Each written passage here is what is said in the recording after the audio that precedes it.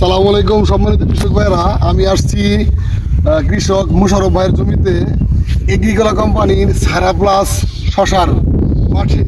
তো এই গাছের বয়স হচ্ছে 28 থেকে 29 দিন। দেখেন মুশারফ ভাই, বলেন। আচ্ছা এই যে আপনার এর আগে তো অনেক শশা করছেন, ওটার তুলনায় এই গাছের যে বয়স হয়েছে 28-29 দিন, আপনার কাছে কেমন লাগতেছে? না, আল্লাহর রহমতে গাছ পরে ঢেকে গেছে, ফল হয়েছে, এই যে ফল অনেক ফল, ভালো ফল হয়েছে। এর ফল দেখেন তো ভাই, মালও একটু কালো আছে, লম্বা সাইজের আছে মাল, ওই যে অনেকটি মাল আছে।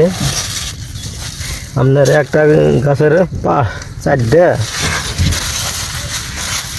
পাঁচটা ছয়টা মাল একসাথে আছে, একসাথে নিচে আছে। আচ্ছা গাছের রোগবালাই ভাই, গাছের রোগবালাই কেমন আপনার কাছে? না, রোগ বালা তেমন আর একটু নাই, তাতে রোগবালা কম।